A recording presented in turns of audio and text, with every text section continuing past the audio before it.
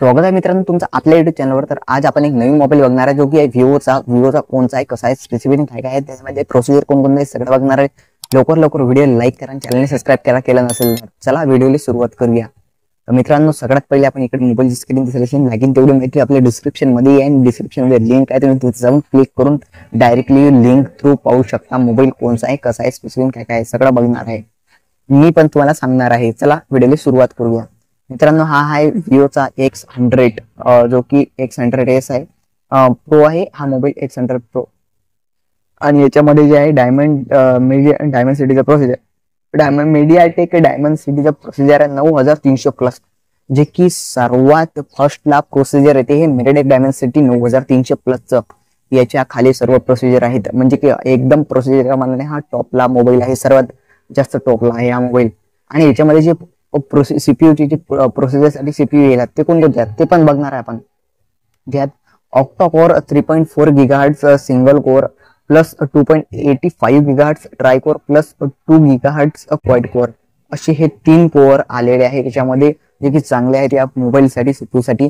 आणि याच्यामध्ये जे आहे आता किती जीबीचा रॅम आहे ते पण बघणार आहे। जे रॅम आता मग हे तर चांगलं दिलं प्रोसिजर, तर मग रॅम चांगला पाहिजे ना, 12 जीबीचा रॅम दिला येईल म्हणजे की मोठा रॅम आहे आणि त्यात रॅम गेम सगळ्या गोष्टी दिल्या। मग स्क्रीन मोठी पाहिजे, 6.78 इंच स्क्रीन दिलाय, जे की 17.22 सेंटीमीटरची अशी आहे। तर मग त्याच्यामध्ये जे आहे तुम्हाला जे आहे एमोलेडचा डिस्प्ले सुद्धा दिलाय आणि एमोलेडच्या डिस्प्ले सोबत म्हणजे की 1260 मल्टीप्लाय बाय 2800 पिक्सलचा फुल HD प्लसचा डिस्प्ले दिलाय।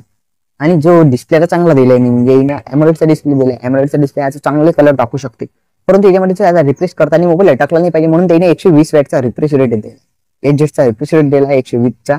आणि जे की बेंचलेस विथ पंचुअल डिस्प्ले, म्हणजे डिस्प्ले मधतच कॅमेरा आहे। आता कॅमेरे कोणकोणते आहेत, ट्रिपल कॅमेरा सेटअप आहे त्याचा, ट्रिपल कॅमेरा आहे। तर मग कोणकोणते आहेत, सगळ्यात पहिले जो पहिला कॅमेरा आहे तो आहे 50 megapixel wide angle primary camera, चला फर्स्ट। जो सेकंड कॅमेरा आहे तो आहे 50 megapixel ultra wide angle camera, दुसरा कॅमेरा। तिसरा आहे जो की पेरिस्कोप आहे, पेरिस्कोप म्हणजे की याचा टेलिफोटो म्हणजे स्कोप, म्हणजे की पेरिस्कोप एक ऑप्टिकल झूम करू शकतो तो कॅमेरा, जो की अप टू 100x ची झूमिंग आहे बाबू, 100x ची डिजिटल झूमिंग आहे। आणि अप टू 4.3 ऑप्टिकल झूमिंग्स, म्हणजे हे 2-3 झूमिंग्स नाही, 2 झूमिंग्स नाही त्याच्यामध्ये, जे की चांगल्या क्वालिटी देऊ शकतात। आणि ऑप्टिकल झूमिंग्स आहे त्यामध्ये 4.3 आणि LED फ्लॅश सुद्धा आहे, बॅकले येईल, हे गोष्ट चांगली आहे। आणि 8K ची शूटिंग आहे, मेन गोष्ट म्हणजे 8K ची शूटिंग आहे 30 FPS वर। आणि हे शूटिंग गिटिंग सगळं झालं, बॅकचं झालं, आता बॅकचं ट्रिपल कॅमेरा झालं, पण आता फ्रंटली किती असू शकते, फ्रंटली 32 मेगापिक्सलची अल्ट्रा वाईड अँगल लेन्स आहे। 32 मेगापिक्सल म्हणजे जास्तीत जास्त क्वालिटी देऊ राहिला फ्रंटली बी, बॅकली तर येईल क्वालिटी दिलीस पण फ्रंटली बी ना क्वालिटी देऊ राहिला, हे गोष्ट मेन आहे, तुम्ही लक्षात ठेवू शकता। आणि याच्यामध्ये जे आहे 4K ची शूटिंग आहे 30 FPS वर सुद्धा बॅकली, म्हणजे दोन्ही इकडून हा क्वालिटी देऊ राहील, बॅकली व्हिडिओ काढा की फ्रंटली काढा, दोन्ही व्हिडिओ शूटिंग चांगल्याच कॅस आहेत, सारख्याच व्हिडिओ शूटिंग काढणार आहेत।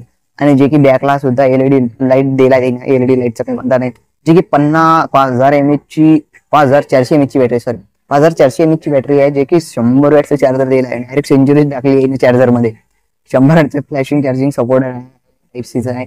आणि छोटी सिम कार्ड पासून त्याच्यात काही सांगायचं कमी नाही, पण 100 वॅटचं चार्जर जे की 5400 mAh ची बॅटरी आहे, जे की कमीत कमी 20 ते 30 मिनिटं चार्जिंग करून येणार, म्हणजे चार्जिंगचं जे टेन्शनचं कामच नाही तुम्हाला, चार्जिंग करायचंच काम नाही, दिवसभर एकदा लावला मोबाईल टेन्शनचं काम नाही, फास्ट चार्जिंग सपोर्ट आहे, तसं वांधाच नाही। आणि तुम्हाला जर घ्यायचा असेल तर मोबाईल घेऊ शकता। आणि याच्यामध्ये जे अजून आपण बघणार आहे की 5G आहे हा मोबाईल, हे मेन गोष्ट आहे, 5G पाहिजेच आपल्याला।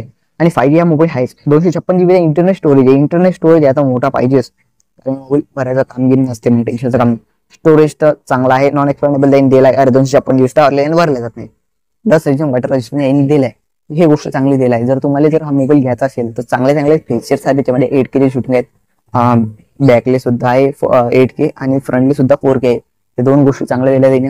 आणि प्रोसिजरची चांगला प्रोसिजर एकदम लेवलचा आहे। तुम्ही जर सीपीयू कुलिंगची बिन याचे हे जर बदलले, सीपीयू कुलिंगचे कोर जे कोर बिन चांगले त्याचे, तर सगळ्या गोष्टी चांगल्या आहेत आणि कॅमेरे सुद्धा चांगले त्याचे। तर जे जर विचार चालू असेल मोबाईल चांगला सप्टेंबर महिन्यात त्याची लॉन्चिंग आहे, तर तुम्ही हा मोबाईल घेऊ शकता। आणि व्हिडिओ आवडल्यास व्हिडिओ लाईक करा आणि चॅनलला अगदी सबस्क्राईब करा। तर भेटूया नेक्स्ट व्हिडिओमध्ये।